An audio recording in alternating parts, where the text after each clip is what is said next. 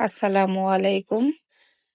Hello everyone, কেমন আছো ভাই ও বোনেরা? আশা করি ভালো আছো। আমিও তোমাদের দোয়ায় ভালো আছি, আলহামদুলিল্লাহ। এই তো দুপুরে রান্না করতে চলে আসলাম রান্নাঘরে। আর রান্না করতে গেলেই আদা বাটা রসুন বাটা লাগে। আমার আদা বাটা শেষ হয়ে গেছে, তাই চিন্তা করলাম অল্প করে একটু ব্লেন্ডার করে নিই। আমি সুন্দরভাবে কেটে নিতেছি আদা আর রসুন একসাথে। বেশি একটা করব না, অল্পই করব। এই তো এইদিকে আমি ফ্লোরিয়াদের গোস্তটা আমি সুন্দরভাবে সিদ্ধ করে রাখছি। আর আজকে দুপুরের জন্য চিকেন রান্না করব। চিকেনও ভিজাইছি, এদিকে চিংড়ি মাছ ভিজিয়ে রাখছি, এগুলো ভাজতে হবে। আর চাল কুমড় দিয়ে মুসুরির ডাল দিয়ে রান্না করব। আমি ডালটাকে ভিজিয়ে রেখেছি, সবসময় আমি ভিজিয়ে রাখি। আর এই তো আমি টুকটাক কিছু ময়লা হয়েছে, এগুলো ধুয়ে চাপিয়ে নিতেছি, কারণ আমার রান্নার সময় জায়গাটা গোছানো থাকলে খুব ভালো লাগে। এই তো এই পাশে আমি ভাত দিয়ে দিয়েছি, কারণ বাসায় মেহমান আছে, তাই একটু বেশি করে ভাত লাগবে। বড় পাতিলে দিছি। আর আমি চিংড়ি মাছ দিয়ে শাপলা দিয়ে ভাজি করব। আর শাপলা দিয়ে ভাজি করলে একটু আহ, গুঁড়া মশলা দিতে হয়, নাহলে কালারটা সাদা সাদা হয়, ভালো লাগে না। তাই আমি আবার গুঁড়া মশলাও দিয়েছি। এখানে আদা বাটা দেই নাই, কারণ আদা বাটা শাপলা ভাজিতে দেওয়া যায় না, জানি না কেউ খায় কিনা, কিন্তু আমি দেই নাই। আর এই যে শাপলাগুলো খুব সুন্দর। শাপলা ভাজি বেশিরভাগ মানুষেরই খুব পছন্দ, তাই আমি আজকে চিংড়ি মাছ দিয়ে শাপলা ভাজি করব। আর এই তো এইদিকে মুরগির মাংসটা সুন্দরভাবে ধুয়ে নেব, পরিষ্কার করে নেব। একটা একটা করে কাজ কাজগুলা গুছাইতেছি। পরিষ্কার করে ধুয়ে নিয়ে তারপরে আমি চিংড়িটাকে কষাইতে দিছি, ওটা কষানো হতে থাক। আর এইদিকে আমি মাংসগুলো ধুয়ে ফেলি, পরিষ্কার করে ফেলি, কারণ এক হাতে কাজ করতে হয়। তাই আমি সুন্দরভাবে মাংসটাকে পরিষ্কার করে নিব।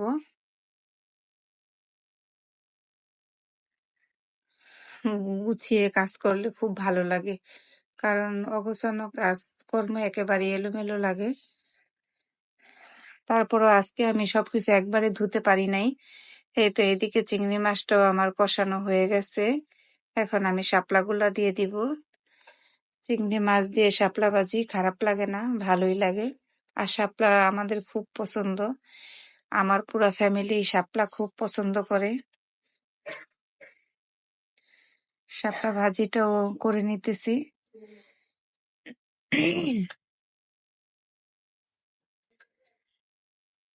এই তো শাপলা ভাজিটা হয়ে গেলে তারপরে মুসুরির ডাল দিব। চিন্তা ভাবনা করতেছি ডালটাকে আমি কুকারে দিয়ে দিব, কারণ ডাল যদি কুকারে বসাই, আমি অবশ্য ভাতটাও কুকারে রান্না করি, তবে আজকে আমি ভাতটা চুলাতেই দিছি। আর এই তো এইদিকে জাল কমাইতে গেলে নিভেই যায়, এই চুলাতে এত একটা সমস্যা হয়, তারপর আবার ধরাইতে হয়, জালটা নিভে যেতে চায়।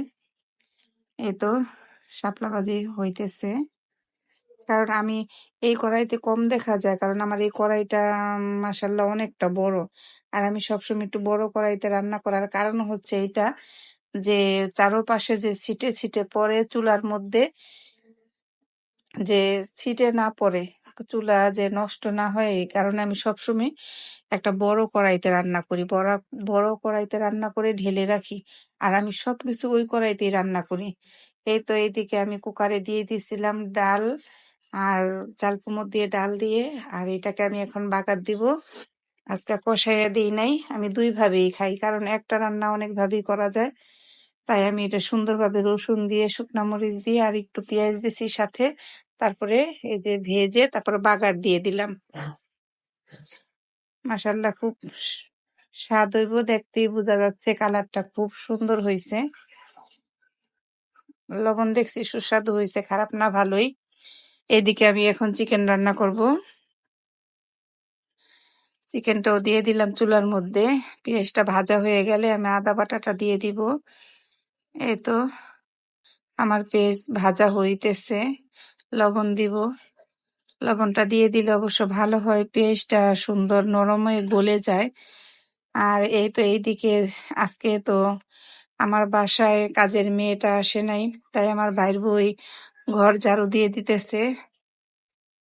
ওই সারা ঘর ঝাড়ু দিল। আর এই তো আমি রান্না বসায় রেখে আবার ওই দিকে চলে গেছিলাম।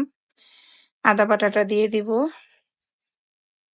আদা বাটা দিয়ে তারপরে কষাবো, তারপরে চিকেনটা দিব। আগে তো মশলাটা কষিয়ে নেই, তারপরে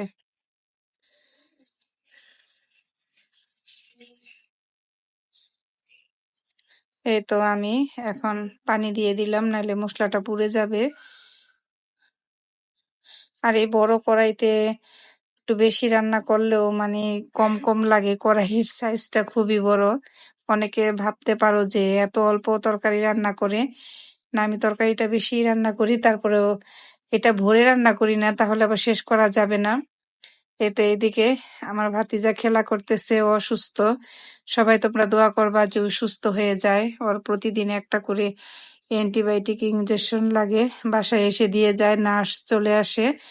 আমার বাসায় নার্স ছেড়ে নিয়ে আসি, তারপরে সে 1 ঘন্টা বসে তারপরে এটা শেষ করে তারপরে যায়। আর এই তো এইদিকে চিকেনের মাংস মশলাটা কষানো হয়ে গেছে, এখন আমি চিকেনটা দিয়ে দিলাম। আর এই তো আমার ভাতিজাকে আবার এই গ্যাস দিতেছে, ওর গ্যাস দিতে হয়। আমি আবার রান্নাঘর থেকে এদিকে আসি ওদিকে আসি, এইদিকে ফলো করি ওইদিকে ফলো করি, এটা আমার অভ্যাস। মানে একেবারে দাঁড়াইয়া থেকে রান্না করার অভ্যাসটা নাই। এদিকে মেজে ঘষে রেখে গিয়েছিলাম, তারপর আবার এসে এটা পোছাপুছি করতেছি, কারণ রান্না তো শেষ হয়ে আসছে, চিকেনটাই আছে। আর ফ্লোরটাও আমি এখন পরিষ্কার করব, পুছে নিব, কারণ কাজের মেয়ে আসে নাই। সারা বাসা যদি নাও পুছি, কিন্তু ঘরটা পুছতেই হবে। এ তো সবাই চলে আসছে খেতে, 2 ছেলে আর ছেলের বাবা মিলে খাওয়া দাওয়া করতেছে।